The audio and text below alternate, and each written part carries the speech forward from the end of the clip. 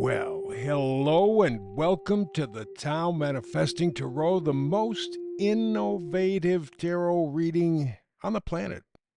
Internet, wherever, doesn't make any difference. I've never heard a tarot reading like this before, and that's a good thing for you. It's a very good thing. It's all about presentation. It's a two-step metaphysical technique. And the reason is I take this tarot reading thing very, very, very seriously. So, with that in mind, my goal is to get you to manifest and then be ready, be prepared for what you manifest. I create a picture or help you to create a picture in your mind. The idea is to be simple, to be clear, to be direct, to give you a reading that you can almost feel kind of a big picture sort of a thing, right? I mean, you need your destination, but you need context for your destination. So there's no fantasy, no unicorn stuff, no rainbows, no woo-woo. It's the matrix revealed. Tarot is manifesting. I've discovered that over 20 years doing tarot. When I first 20 years ago began to do tarot readings, I was under the impression, as so many people are, that this helps predict, right? I mean, tarot is frequency, is energy, that's manifesting. Come to find out, from my experience, tarot doesn't predict a damn thing. Once in a while, maybe you'll nibble around the edges, but it really does not predict. But it's not intended to. The intention for tarot, again, from my point of view, is the science of potential, your potential to create human kryptonite. And please, please, please understand how powerful the images are that you create, not AI, not the internet, not on some laptop or desktop, from within you. You live your life and you create from your life experience. You know, we can do this stuff from the time we're very, very little. In fact, they've done studies, several of them over a period of about, I think, 40 years, 30, 40 years, something like that. Took 5 year olds, tremendous amount of creativity in 5 year olds, tremendous, off the charts. 99% of the kids could manifest. And they followed those kids. They graduated from college. And you know, by the time they graduated from college, their creativity was virtually gone. 1%. 5 year olds, 99%. College grads, 1%. Not surprising because as I've lived my life, I've found out some of the dumbest people in the world are PhDs, people who hold masters, people who even graduate from college. You're not there to think, you are there to memorize, which is exactly what John D. Rockefeller, the man who designed our education system back in the very early 1900s, he said, look, I don't want a nation of thinkers, I want a nation of workers. And that's exactly what he has. So it's amazing how we get dumbed down, and that's part of the plan. So the part of what we're doing here is to tap into that tarot, that matrix, that human kryptonite. That's the destination. Okay, how do you get there? And what is it going to be like when you get there? That's part two. And that's where I go to something like astrology, numerology. I've done those two things for over 50 years. And they are the science of cycles, within cycles, within cycles, within cycles, ad nauseum. That's the reason why, and you may have heard the expression, people tell you history repeats. It repeats because the energies that surround us repeat, and we can measure those energies or observe those energies through astrology, numerology. The stuff keeps coming up. Stuff keeps coming up, and you can see the connections. Now, they're not the same people, they're not exactly the same circumstances, but the energy is always the same. And so, that being the case, you can figure out, okay, this is the tarot energy, this is what I want to manifest. how do I know if I'm where I want to manifest and what is it going to feel like? Well, that's where the astrology numerology come in. It's really very simple. The planets Pluto and Neptune take about 500 years to completely meet up again. Okay? 500 years, they're back in the same spot they were 500 years before. So let's go to 1492. That's when Columbus, quote unquote, discovered the New World. It was indeed for the Europeans a new world. There were other things going on that were amazing in 1492, but that's the new world that Columbus sailed to, 1492. Okay, so we know that Pluto and Neptune, 500 years. Okay, so let's go back. 1492 minus 500 years is 992. Oh my gosh. Big deals going on in the Middle East. You had several groups, Mongols, Christians, and some other groups that were major players in the Middle East and Far East decide they're going to work together. Now, it didn't stay that way. It stuck around for about 100, 150 years or so, but they decided 992, New Order. 1492, New World. 1992, George H.W. Bush talks about a New World Order. So you see the cycle keeps coming back. Players are different, but the energy's there. So we take the energy. Sometimes I'll use astrology. Sometimes I'll use images from the modern world. All of it to convey an image, an idea, a feeling. Place the tarot energy. 3 cards distilled down to 1 energy. That's it. 3 cards, 1 energy. It's clean, clear, simple, it's direct. You're going to know exactly what the energy is like, what is expected from you. So you combine the astrology, combine the tarot, the destination and the map to getting there. It gives you the manifesting frequency, fires up your kryptonite power. We're going to begin today's tarot evolutionary journey in a moment. By the way, today's Tao Manifesting Tarot is Resurrection. Resurrection.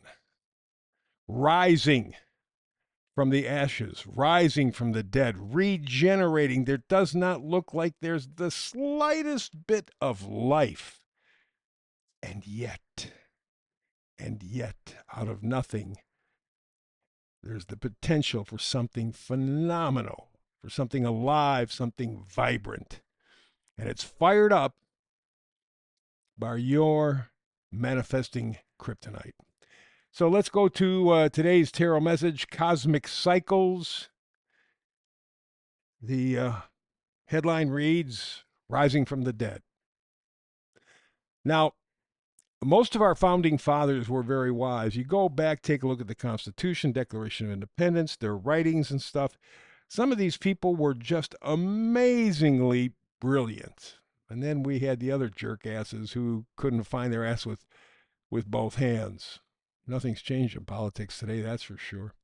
Anyway, these founding fathers, the ones that were wise, they were absolutely visionary. Take Thomas Jefferson, Ben Franklin. They understood the dangers of central banking. They said that if we got involved with private bankers in America, we would eventually surrender our freedom. Now, both of those men, among others, warned about the possibility. We just did not listen. Nah, I can't do it. I got busy. I got a life. I got things to do.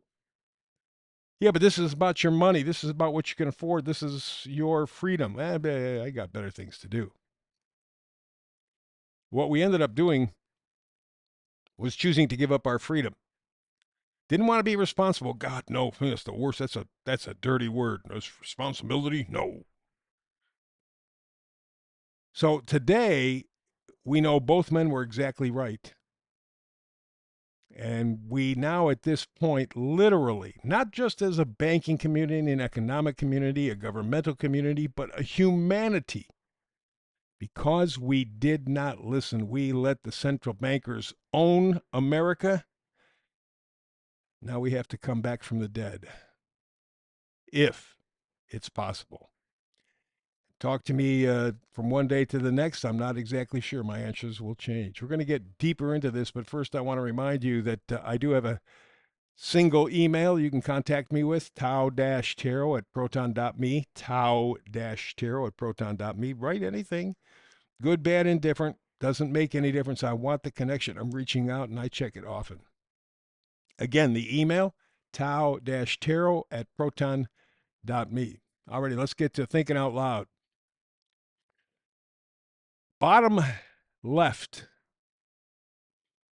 See a lot of this in Europe these days, and I'm very, very pleased because I'm not seeing much out of America, and I'm seeing nothing out of Canada. I'm absolutely astounded. But in Europe, maybe they're paying more attention. And the latest one to bitch about the New World Order is Italy. They're rising up, calling for nationwide strike against forced digital IDs. I think it's ultimately going to take more than simply protesting. I think at some point it will have to turn physical because you're not going to get Klaus Schwab. You're not going to get Bill Gates. You're not going to get George Soros or any of these other people. The guy who runs Palantir. You're not going to go up to him and say, hey, look, it's a bad deal. We got to change the deal.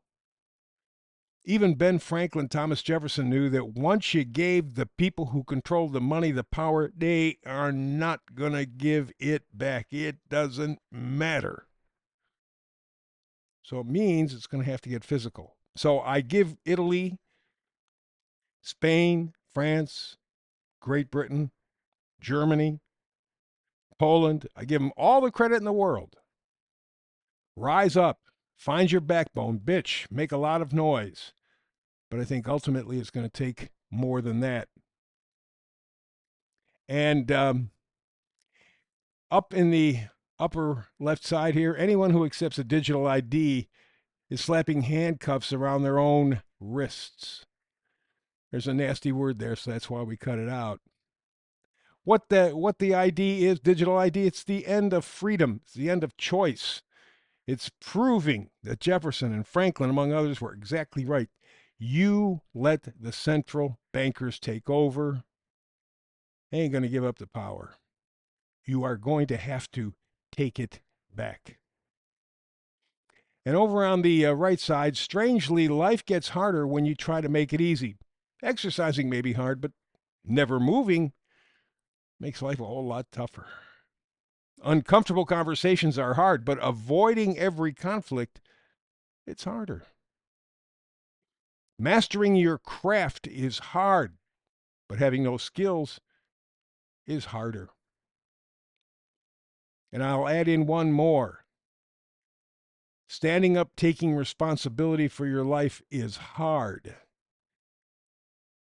but not having it is much, much harder. Easy has a cost, and we're seeing what that price is now, your humanity and your freedom. Let's do the meme of the day. Boy, oh boy, oh boy, I am so thrilled to see what's going on. I don't know what will come out of it. But RFK is saying that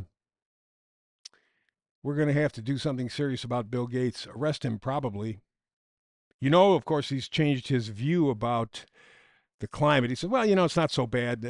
I overstated. And he's the guy who's spraying crap in our skies, vaccinating people, killing people, wanting us to eat bugs. Robert F. Kennedy says, Gates is a bad man. We got to take him on. And someone else they have to take on, Tulsi Gabbard is at least saying the words. It's Fauci. Time to put him behind bars or worse. Any one of these guys, they're getting off if they're going to spend the rest of their life in prison and we're taking all their money. That's not what I would offer up. I would treat them as traitors. But here's the one that really has me. It's from Renata Lindemann. They've known this. In fact, several countries in Africa have kicked Bill Gates out for this very thing. COVID-19 mRNA vaccination makes women infertile. As if all the rest of the stuff that he does to us doesn't hurt our hormonal system. It now has been connected. 60% reduction in fertility. They said they want to get rid of 95% of us by 2050. They're well on their way, apparently. And of course, Billy Gates, Fauci, and all the rest of these jerkasses. Are they in prison? Are they being arrested? Or are they being shot? How are we controlling that? Again, you cannot talk these people out of it. First of all, they're megalomaniacs. Secondly, they're friggin' insane. They ain't going to listen to anything that you have to say. However, you can get their attention. Missing link, linking it all together, tying it all together. What do we got going here? Up in the upper left, Liz Churchill says it's time to arrest all these bastards. And frankly, if I arrest them, I would not put them in prison. I wouldn't waste the time. I would treat them as traitors. And you know what we do to traitors. But these guys have literally carried off the biggest genocide the world has ever seen. And not a damn thing's happening. And you get people like AOC and this Mamdani guy. They say we're living under a system that's rigged. They called AOC a socialist. They call Mamdani a socialist. I'm so tired of people taking socialism and bastardizing it. These are Marxists. These are communists. These are fascists. Socialism has given us our freeway system, has given us schools, have given us police, have given us fire, has given us state parks, national parks, have given us the post office, among other things.